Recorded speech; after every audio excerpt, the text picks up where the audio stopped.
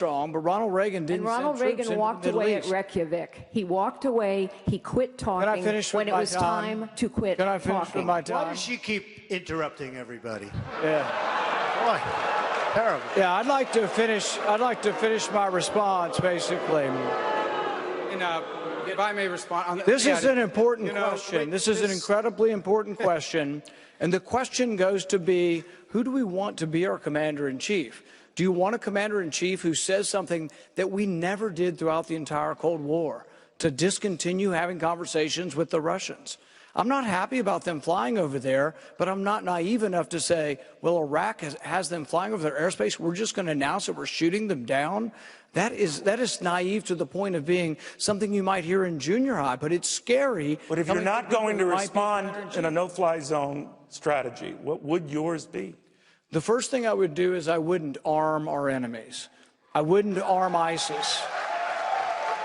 Most of the people who want the no-fly zone also favored arming the allies of al-Qaeda, which became ISIS. That was the dumbest, most foolhardy notion, and most of the people up here supported it. They wanted to arm the allies of al-Qaeda. Some of them still do. That's how ISIS grew. We pushed back Assad, and ISIS was allowed to grow in the vacuum. So the first thing you do is don't arm your enemies. Well, I might just say, add to this. I need to add a couple points to this. The first is, I've never met Vladimir Putin, but I know enough about him to know he's a gangster. He's basically an organized crime figure that runs a country, controls a $2 trillion economy, and is using it to build up his military in a rapid way, despite the fact his economy is a disaster. He understands only geopolitical strength. And every time he has acted anywhere in the world, whether it's in Ukraine or Georgia before that, or now in the Middle East, is because he is testing a weakness. His calculation in the Middle East is that he's seen what this president has done, which is nothing. The president has no strategy. Our allies in the region do not trust us. For goodness sake, there's only one pro-American free enterprise democracy in the Middle East. It's the state of Israel. And we have a president that treats the prime minister of Israel with less respect than what he gives the Ayatollah in Iran. And so our allies in the region don't trust us. Vladimir Putin is exploiting that weakness for purposes of edging the Americans out as the most important geopolitical power broker in the region. And we do have a vested interest, and here's why. Because all those radical terrorist groups that, by the way, are not just in Syria and in Iraq. ISIS is now in Libya. They are a significant presence in Libya and in Afghanistan, and a growing presence in Pakistan. Soon they'll be in Turkey, they'll try Jordan, they'll try Saudi Arabia. They are coming for us. They recruit Americans using social media. And they don't hate us simply because we support Israel. They hate us because of our values. They hate us because our girls go to school. They hate us because women drive in the United States. Either they win or we win. We better take this risk seriously. It is not going away on its own. Thank you, Senator. Thank you, Senator.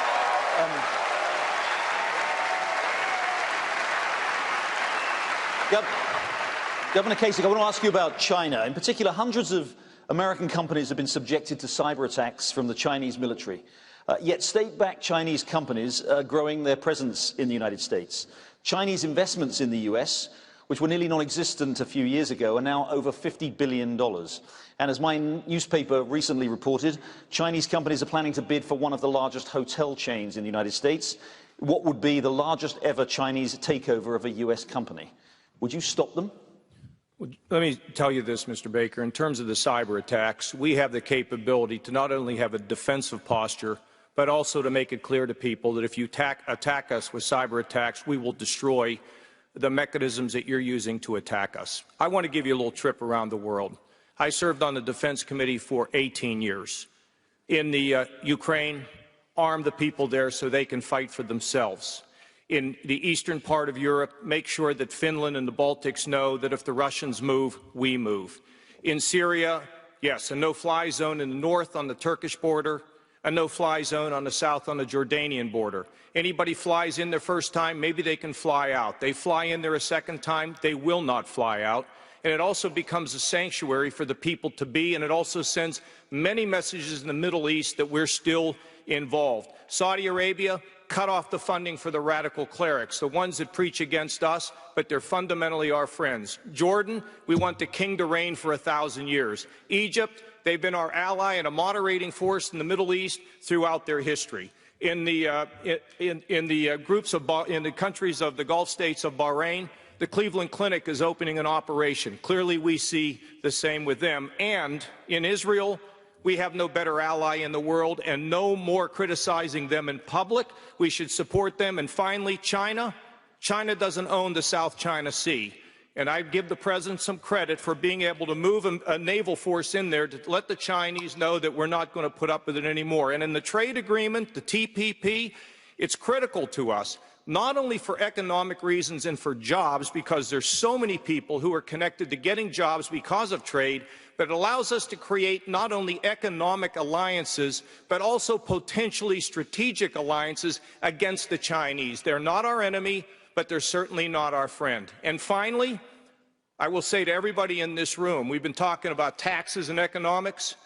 When the fall comes and we run against Hillary, which would be a disaster if she got elected. I have two 16-year-old girls, and I want this country to be strong. We make promises we can't keep under the bright light of the fall, we will have trouble. We must make sure that our economic programs and our military programs are solid. I served in Washington as the chairman of the Budget Committee, and we got the budget balanced, and in Ohio as the CEO, and guess what? We got to have a CEO mentality and a way to beat Hillary Clinton and the Democrats in the fall, and our ideas have to add up. They have to be solid, and people have to know we have the confidence to lead America. And as president, I will lead this country, as I have before in Washington and in Ohio, and will return both on domestic and international affairs. And I appreciate the opportunity to speak this time, Jerry. Thank you, Governor.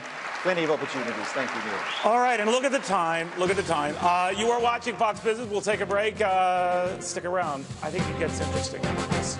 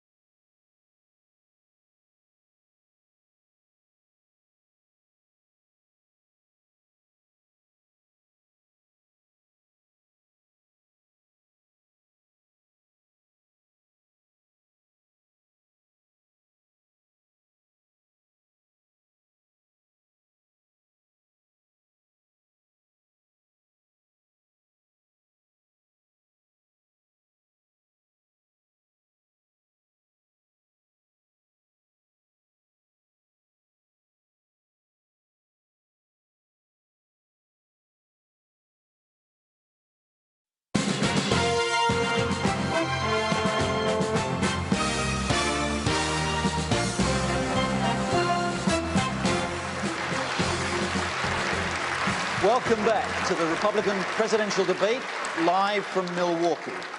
Now, let's get straight back to the questions.